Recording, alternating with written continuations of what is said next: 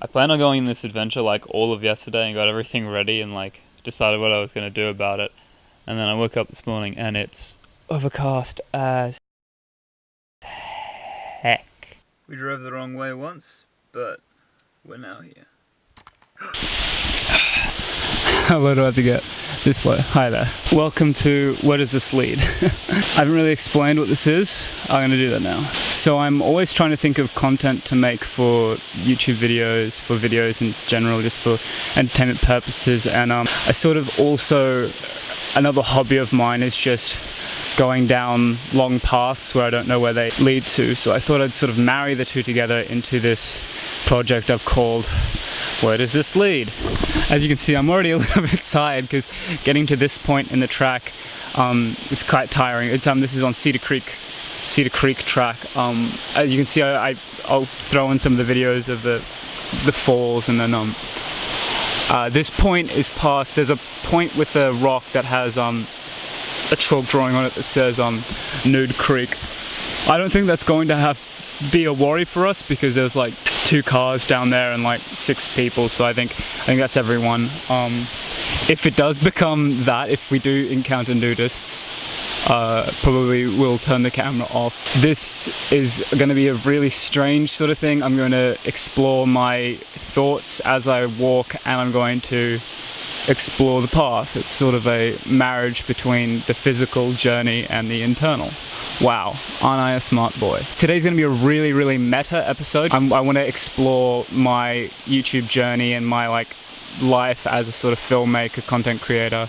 If you're in it just for pretty visuals,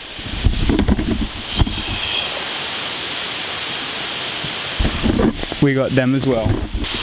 Immediately you'll notice that the path's kind of a bit difficult for me to carry the camera and go up with, but a rough start's actually pretty much the correct terminology when you are talking about my sort of journey trying to become a YouTuber. So, sorry, I thought I heard something. That'd be a great way to sort of start this. Oh, I died. I started off really, really enjoying YouTube as a viewer. I was definitely in the whole camp of people that watched vlogs and stuff, and I really idolized the people that I watched because they were sort of they felt very close to me. Really don't want to drop my camera here. There we go. Anyway, after seeing these people and trying to make my own YouTube videos and sort of not really getting it too much, I tried with sketch stuff. I did some weird things that came into my head that I thought were pretty cool, but were really, really amateurish-y. I noticed that a lot of people had these things that, I can't remember who it was, described it to me as mediated personalities. I made a video about that ages ago. It's about the idea of presenting yourself exactly how you'd want the world to see you, rather than a completely truthful version of yourself. A lot of people don't think this is something that happens, or they don't think the YouTubers that they watch do this, but everyone does. It's not not even really a conscious thing. Everyone's sort of not their real stream of conscience. They're a cut and selected part of that. To give you an example, right now I'm sort of giving the mediated personality that I'm an outdoorsman, that I would do something like this a lot. And I mean,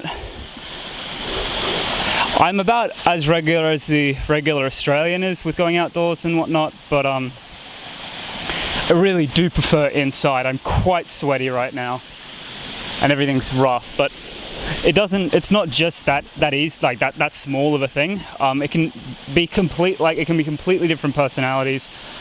People I believe who have a completely built mediated personality are people like Trisha Paytas, Shane Dawson, people that really don't seem very real. I'm not just throwing shade anywhere, that I just believe that they're not portraying who they really are on camera. which is fine. But the problem is with that is that you think as a viewer that you're getting the full person, and with the ability to cut things out, ask your peers if like what you're saying in this video is good or not before you release it, everything like that, you're not getting a full person, and so you sort of start to idolize that person as a trophy person rather than a, you know, real life human being. I'll give you an example, like a right now one. So I'm about to say, now, just then, you would have seen it cut. I could have said something vaguely racist, could have said something extremely racist, I couldn't have said anything at all. But the fact that you didn't get to see the time in between, it's a part of me that you missed out. Or something like this. I cut out something I just said that was a political view of mine, and you don't get to see it. It's only for me, but in this experience, if this video was about politics, then I should actually keep moving as well. Then that would have been a clear cut of me not fully showing my political views, but pretending that I was expressing them. So just having a bit of a peek ahead to see if there are any nudes. There's not. So what I really want to talk about is the idea of branding and talk about my branding and everything. Right now, the easiest way to explain my branding is what I'm doing now. Because I haven't really stuck along with any sort of one brand. For a while I was trying to make spooky videos. For a while I was trying to make sort of college humor sketch videos. I tried that, like, these are the kind of guys you meet at Blair video. So I don't really have a style right now. This what I'm doing now might become my sort of branding, where it's kind of that like soft aesthetic, like jungle hopping adventure style, kind of similar to like PJ the Kick. Did I do that right? No, Kick the PJ. Kind of similar to like the vegan bloggers you see and everything. Wow, water's really milky. It appeals to a viewership that's around right now that I find very strange, because back in the day, the idea was that YouTube was for people who didn't go outside, people who were in their rooms, but the idea really is that we found out, us content creators, that although our viewership liked staying inside, they had an affinity for the outdoors that they couldn't really quench themselves. So yeah, this type of video appeals to the people who have been inside for a long time, kind of want to go outdoors, but who knows, it might be 3 a.m. I should actually do a night video once, just to sort of fill that quota. You see, that's the idea of these things, is that they fill a quota that you're not really getting yourself. And it kind of comes across as this is like a sort of fun adventure sort of thing, but as you've heard through my swearing and heavy breaths, this is rough. Okay, so the rain's getting worse, which might become an impediment on this whole sort of experience. It's still not too bad. I just don't really want to get my camera out directly in it, so we might sort of change to a format where I find little beautiful alcoves and stop for a bit and then take the camera out. But I will continue to think about what I'm trying to talk to you about.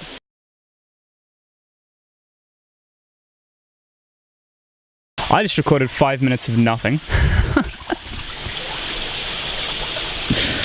Anyway, I'll try and recap what I said. The walk's getting quite dangerous.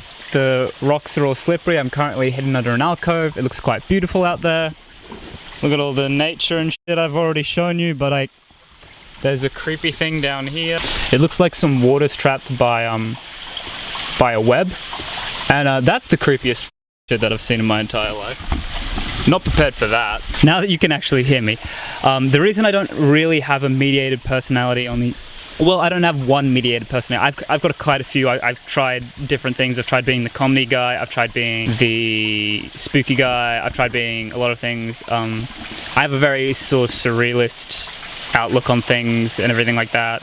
Surrealist, absurdist, one of those ones. I'm hoping this can be something that I can do sort of semi-regularly to sort of garner a personality type. I kind of wanted to talk a little bit more about the sort of personality that I'm giving off right now, this sort of very soft-spoken, nature-driven, I'd say nature-loving, rather than like, because it's not, this isn't a survival sort of thing. It appeals to the very like vegan mindset, which I'm not vegan, and a health sort of ideal, but I'm not a particularly healthy person myself. I eat fast food all the time, and I'm not doing that as a sort of personality. I do eat fast food all the time. I've started eating way more recently, which is really bad, because I've just got out of uni and that's like a bad spiral. Wow, that rain's getting heavy. I might get under this rock just a little bit more because of the rain. So yeah, I'm just having a break on the track right now because of the rain and because I'm a little bit tired.